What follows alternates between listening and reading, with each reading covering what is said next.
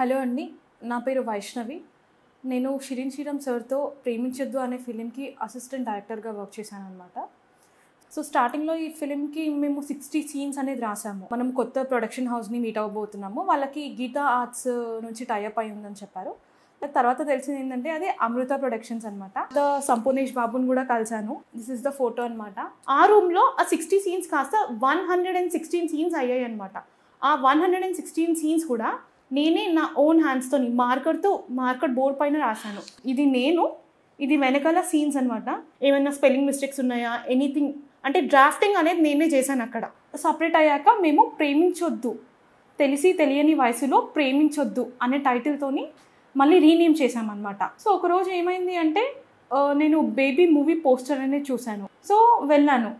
So చూస్తూ ఉంటే నాకు ప్రతి ఒక్క సీన్ అనేది చూస్తూ ఉంటే నాకు అక్కడ టెన్షన్, పానిక్నెస్ అనేది స్టార్ట్ అయ్యి బాధేసింది. ఇంటర్వెల్ వరకే వచ్చేసింది. మోస్ట్ ఆఫ్ ద సీన్స్ అన్నీ కూడా నేను రాసిన సీన్సేనండి. అంటే మా డైరెక్టర్ సార్, షిరిన్ సార్ చెప్పే సీన్స్ అన్నీ కూడా నరేట్ చేస్తూ ఉంటే నేను రాసాను, నా ఓన్ హ్యాండ్స్తో నేను రాసాను అనమాట. ఆల్మోస్ట్ 25 to 30 సీన్స్ అండి అందులో కాపీ కొట్టినవి. షిరిన్ నీ దగ్గర నుంచి నేను తీసుకున్నాను ఇది అని చెప్పి కాపీ రైట్స్ కానివ్వండి ఏది కూడా చేయలేదు. సో ఇంటర్వెల్లో నేను కాల్ చేసి చెప్పాను సార్కి, సార్ ఈ మూవీ అనేది మన దగ్గర నుంచి కాపీ కొట్టింది సార్, ఈ సీన్స్ అనేది నేను రాసాను సార్, అందులో మేజర్గా చాలా సీన్స్ ఉన్నాయి కదా, ఇది సార్ మనం చేసినది, మన ఇన్ని ఇయర్స్ కష్టపడిందంతా కూడా వేరే వాళ్ళు తీసేసుకున్నారు సార్, కాపీ చేసేసారు అని చెప్పి నేను చెప్పాను సార్కి. మీరు ఎలా చెప్పగలుగుతారు మీరు రాసాను అని చెప్పేసి సాయి రాజేష్ గారు, నాకు ఇప్పటికీ అర్థం అవ్వట్లేదు. పెద్ద పెద్ద స్టార్స్ మాట్లాడుతుంటే కూడా మీరు రాసిన అని చెప్పారు. ఒక అసిస్టెంట్ డైరెక్టర్ రాసిన సీన్ మీరు రాసిన అని చెప్పారు. పక్కనున్న సీన్స్ దొబ్బేసి మీరు రాసిన అని చెప్పేసి గిఫ్ట్ సీన్స్ కాపీ చేశాడు. అప్పుడు కూడా కనీసం అంత పెద్ద యాక్టర్తో కూడా అబద్ధం చెప్పించాడు. కనీసం అప్పుడన్నా లేదండి ఈ సీన్ ఒక అమ్మాయి రాసింది, లేదా నా ఫ్రెండ్ షిరిన్ దగ్గర నుంచి తీసుకున్నాను అని చెప్పున్న వీ వుడ్ హ్యావ్ ఫెల్ట్. మాకు రెస్పాన్స్ ఏమొచ్చింది అని అంటే నేను మీకు చెప్తామన్నమాట. రెస్పాన్స్ ఏంటంటే సాయి రాజేష్ గారు ఈ స్టోరీ అంట షిరిన్ సార్కి చెప్పారంట. ఆయనే షిరిన్ సార్కి నరేట్ చేస్తే షిరిన్ సార్ రాసారంట స్టోరీని. Amrita production is looking for our fresh talent for an upcoming Telugu movie produced by Sai Rajesh Neelam. ఇక్కడ క్లియర్గా చూడండి, ప్రొడ్యూస్డ్ బై సాయి రాజేష్ నీలం, డైరెక్టెడ్ బై అని కూడా లేదు ఇక్కడ కూడా. ప్రొడ్యూస్డ్ బై సాయి రాజేష్ నీలం, డైరెక్టెడ్ బై షిరిన్ శ్రీరామ్. ఇక్కడ ఈ పోస్టర్లో అమృత ప్రొడక్షన్ లోగో ఉంది, సాయి రాజేష్ నీలం అని ప్రొడ్యూసర్ అని ఉంది, అండ్ ఇక్కడ షిరిన్ శ్రీరామ్. సో ఇక్కడ నెక్స్ట్ పాయింట్ ఇంకోటి మెన్షన్ చేశారు ఏంటంటే triangle love story is common in every plot అని చెప్పారు. ఎక్కడండి, ఎక్కడ కామన్?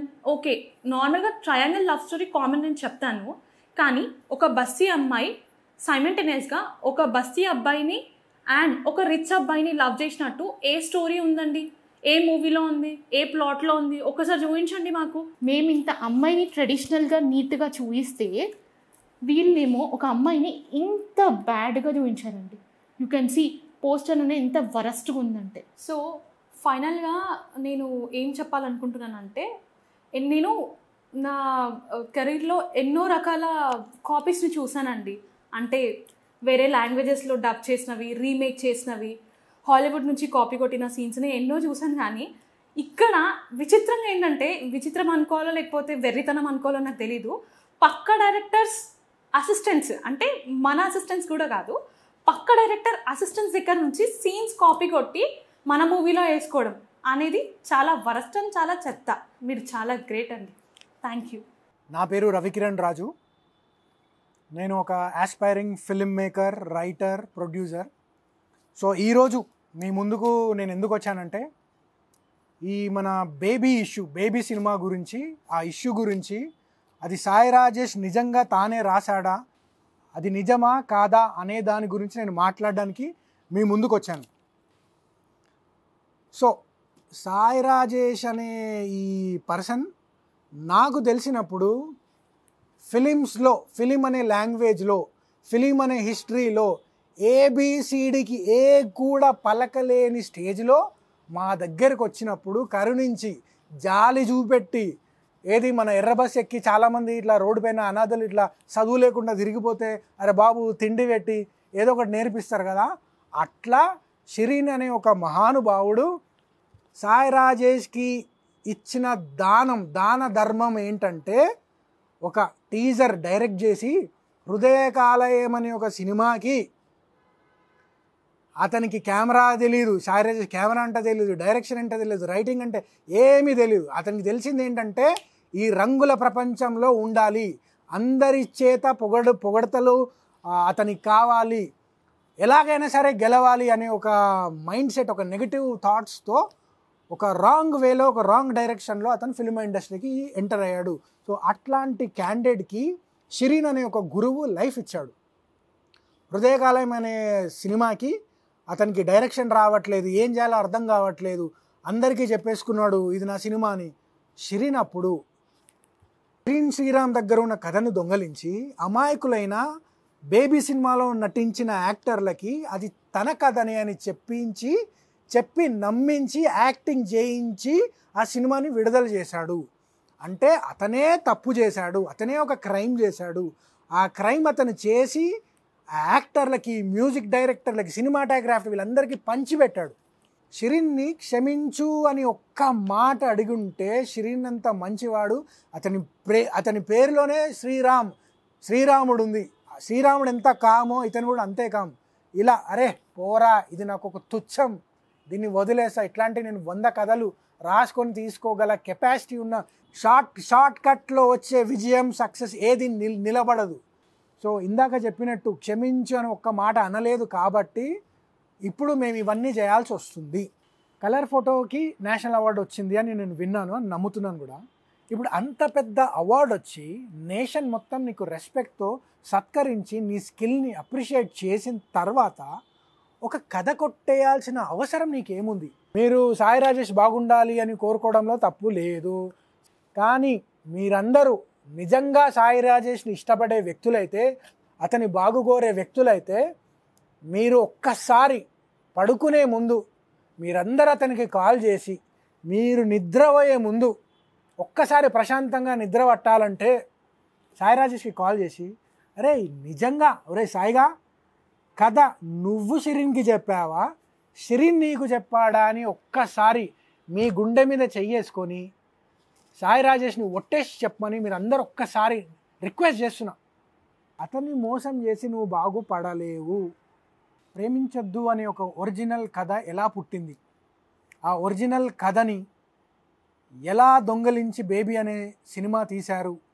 అనగనగా ఒక రోజు ఒక న్యూస్ పేపర్లో ఒక అమ్మాయి 2 అబ్బాయిల్ని ప్రేమించింది, అందువల్ల ఆ అమ్మాయిని చంపడానికి 2 వ్యక్తులు ఇట్లా ప్లాన్ చేశారు, ఒక మర్డర్ అటెంప్ట్ జరిగింది అనే వార్త పేపర్లో ఉండడం వల్ల ఎన్నో న్యూస్ పేపర్లో ఉన్న అన్ని న్యూసుల్లో ఆ ఆర్టికల్ మాత్రమే నాకు జూమ్ లెన్స్లో ఇంత పెద్దగా కనిపించింది.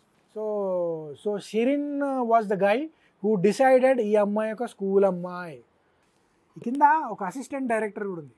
ఇది ఇనిషియల్ డేస్లో ఏంటంటే షిరీన్ ఒక్కడే రాసేవాడు, తర్వాత టీమ్ ఇదంతా డెవలప్ అయిన తర్వాత హోల్ టీమ్ అందరు కలిసి రాశారు. అలాంటి హానెస్ట్ పీపుల్ ఎంతో కష్టపడి హానెస్టీతో బ్యూటిఫుల్గా బోర్డు పైన ఎన్నో సీన్స్ డెవలప్ చేస్తే, కొంతమంది ఉంటారు కదా చిన్నపిల్లల దగ్గర చాక్లెట్లు దొంగతనం చేస్తారు, ఆర్ ఆ బేబీ సిట్టర్స్ ఉంటారు కదా, పిల్లలకి తినిపించమ్మా అంటే తినిపిస్తూ మధ్యలో వాళ్ళే తింటారు. సో అట్లాంటి చీప్ మెంటాలిటీ పీపుల్ ఉంటారు కదా. So I don't think this is actually like to be posted on public media. This is one of the disgusting poster I ever watched in my entire life. అమ్మాయిలందరూ or అమ్మాయిలు like ఒక మగవాళ్ళని మోసం చేస్తారు, వాళ్ళని గుడిపేస్తారు అనేదా దీని అర్థం? ఎన్ని గుండెలు, ఎంత ధైర్యం ఉంటే ఆడవాళ్ళని ఇలా చూపిస్తాడు? దేవతల్లాంటి అమ్మాయిలు. ఇందులో చాలా క్లియర్గా ఉంటుంది, ఏమని రాస్తుందంటే, hey hi people, is everything fine, I'm doing a movie with Amrita productions. Amrita productions అంటే Sai Rajesh productions. It's a big production house. Okay, it's a sensational coming of age teenage love story అని రాస్తుంది. ఇక్కడ షిరీన్ ఏం రాశాడంటే, special thanks to Ravikiran for triggering this story అని రాస్తుంది. Date వచ్చేసి 13th May 2015. మీరు చెప్పండి, it's a life, it's not a cinema, it's a life of Shireen. నీలాంటి ఒక ఫిల్మ్ మేకర్కి టాలెంట్ లేకపోయినా ఏం లేకపోయినా ఒక నిజాయితీ ఉందని మేము నమ్మినాం కాబట్టే మా గ్రూప్లో నిన్ను జాయిన్ చేసుకున్నాం, నీకు సలహాలు ఇచ్చినాం, నీకు మేము ఎన్నో టిప్స్ ఇచ్చి ఈరోజు నువ్వు ఎదగడానికి కారణం షిరిన్. అన్నీ ఉన్నప్పుడు అందరూ వస్తారు, ఏం లేనప్పుడు వచ్చినోడే అది షిరిన్. అలాంటి షిరిన్కే నువ్వు ద్రోహం చేస్తున్నావు, చాలా ప్రాబ్లంలో పడతావు. షిరిన్ ఒక మంక్ లాంటోడు, ఒక ఋషి లాంటోడు, అతని జోలి కోసం మాత్రం నువ్వు ఫినిష్. మేము ఎవ్వరూ ఏం చేయక్కర్లేదు, నీ కర్మకి నువ్వే అనుభవిస్తావు, అది గ్యారంటీ. నిజం ఒప్పుకోకపోతే ఎన్ని జన్మలైనా నేను నిన్ను వేటాడతా సాయి రాజేష్. నిజం గెలుస్తుంది, నిజం షిరిన్, షిరినే నిజం. ఇదంతా విన్నందుకు దయచేసి మీరు అందరూ ఆలోచించాలని మనస్ఫూర్తిగా కోరుకుంటున్నాను. మీ రవికిరణ్ రాజు. Thank you. ఈ ఫిలిం నేను తీసింది యాక్చువల్లీ అంటే దీని main audience teenagers, 9th standard అనుకోండి. ఒక స్టూడెంట్ 9th స్టాండర్డ్ నుంచి డిగ్రీ కాలేజ్ వరకు, వీళ్ళలో ఎక్కువ టీనేజ్ బ్యాచ్ ఉంటారు. కొంచెం తెలియని వయసు అంటాం కదా, 9th స్టాండర్డ్ నుంచి మొదలు పెడితే డిగ్రీ కాలేజ్ వాళ్ళందరూ కంపల్సరీ ప్రేమించొద్దు సినిమా చూడాలి. ఈ జనరేషన్లో ఏమవుతుందంటే టెక్నాలజీ చేంజ్ వచ్చింది సడన్గా. లాస్ట్ 1-2 డెకేడ్స్లో చాలా మార్పు వచ్చింది. ఇంకా మీకు చెప్పాలంటే లాస్ట్ డెకేడ్లో మొబైల్ ఫోన్ అనేది ఎక్కువ, అదేమంటారు, సోషల్ మీడియా కానీ మొబైల్ ఫోన్ కానీ సడన్ రైజ్ వచ్చింది. కాబట్టి ఈ చేంజ్ మనం ఎవరం ఎక్స్పెక్ట్ చేయలేదు. ఒకప్పుడు కంట్రోల్ చేయడం ఈజీగా ఉండేది, కానీ ఇప్పుడు మీరు పిల్లలు ఏం చూస్తున్నారు ఏం చూస్తలేరు కంట్రోల్ చేయడం ఆల్మోస్ట్ ఇంపాసిబుల్ అయిపోయింది. అందుకే 9th స్టాండర్డ్ నుంచి డిగ్రీ కాలేజ్ వాళ్ళు వీళ్ళు నా ఫస్ట్ ఆడియన్స్. వాళ్ళని ఈ సినిమా చూడమని రికమెండ్ చేసి మరీ పంపుతారు. మేము రీసెంట్గా ఒక కాలేజ్కి వెళ్ళినప్పుడు మేము ఈ ఫిలింకి సంబంధించి చిన్న కాలేజ్ ఉంది, గవర్నమెంట్ కాలేజ్. ఆ కాలేజీలోకి వెళ్ళినప్పుడు వాళ్ళకి మేము పాసెస్ ఇచ్చినాము. మీ ఇంట్లో ఈ టికెట్ చూపెట్టండి, మాకు ఇక్కడ స్క్రీనింగ్ ఉంది అని మీ ఇంట్లో చెప్పండి. మీ ఇంట్లో పర్మిషన్ ఇస్తే రండి, మీ కాలేజ్ నుంచి తీసుకెళ్తున్నారు ఈ సినిమాకి అని చెప్పండి అని చెప్పినాము. చాలామంది పిల్లల్ని నువ్వు ఈ సినిమా చూసిరా, కంపల్సరీ చూసిరా అని చెప్పినారు. మీకు ఒకవేళ ఈ సినిమా మీద డౌట్ వస్తే, ఎందుకంటే సినిమాని పిల్లలకి రికమెండ్ చేయాలంటేనే భయం అయ్యే రోజుల్లో మీరే వెళ్ళి ఒకసారి ఆ సినిమా చూసొచ్చి తర్వాత మీరు ఆ పిల్లల్ని మీరు పంపించవచ్చు. ఒక థియేటర్ మొత్తం నిండి ఆ ఫిలిం చూస్తారు అని. ఎందుకంటే ఎవరైతే కాలేజ్ మేనేజ్మెంట్ ఉన్నారో, పెద్దవాళ్ళు ఉన్నారో, సీట్లో నుంచి లేచి ఖచ్చితంగా చప్పట్లు కొట్టాల్సిందే క్లైమాక్స్కి. ఎందుకంటే ఇట్లాంటి సినిమా చాలా రేర్. ఐదర్ మీకు మొత్తం చిన్న పిల్లల సినిమాలు వస్తాయి, లేకపోతే కొంచెం అడల్ట్ మూవీస్ వస్తాయి. కానీ థర్డ్ ఎవరైతే నేను ఫిలిం లవర్స్ ఉన్నా అనుకోండి, వాళ్ళు కథను చూస్తారు, స్క్రీన్ ప్లే చూస్తారు, sound design, songs, background score, performances ఇవన్నీ చూస్తారు. కాబట్టి ఫస్ట్ నేను తెలుగు అండ్ హిందీ తీసినాను ఈ సినిమా. తర్వాత నేను ఎప్పుడైతే సౌండ్ డిజైన్కి తమిళనాడుకి వెళ్ళానో, ఆ తమిళనాడులో వాళ్ళు కొందరికి చూపెట్టాల్సిన సిచ్యువేషన్ నాకు వస్తే, తెలుగు ఇండస్ట్రీలో ఇది రిలీజ్ అయింది నేను గర్వంగా ఫీల్ అవుతున్నా అనుకునే సినిమా కావాలని నేను కోరుకుంటున్నా. ఇప్పటికీ పాటలు రిలీజ్ అవ్వడం స్టార్ట్ అయినాయి. యూట్యూబ్లో కొన్ని 7 పాటలు ఉన్నాయి కదా, యూట్యూబ్లో కొన్ని పాటలు ఆల్రెడీ రిలీజ్ అయినాయి. ఇంకా ముందు కూడా థియేట్రికల్ ట్రైలర్ రిలీజ్ అవుతుంది, తర్వాత సినిమా రిలీజ్ అవుతుంది. అందరూ ఆదరించాలని నేను మనస్ఫూర్తిగా కోరుకుంటున్నాను. Thank you very much.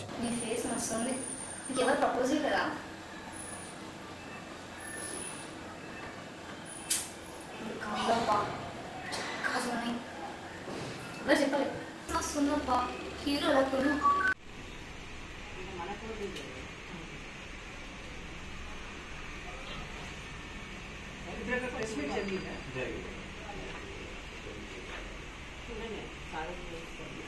అందరినీ ఆయనే చేసినట్టు నేను బంధం చేస్తూ ఆమె నోటీస్ ఇవ్వటం, వాళ్ళ నోటీస్ ఇవ్వటం, ఇలాంటి ఇండస్ట్రీలో ఉండదు దాన్ని బంధం చేస్తున్నారు. వాళ్ళు ఈ తీసుకురాగా తప్పలేదు. తప్పు చేసింది కాక, కాపీ కొట్టింది కాక మళ్ళీ ఇంకో కూడా బంధం ఉంటుంది.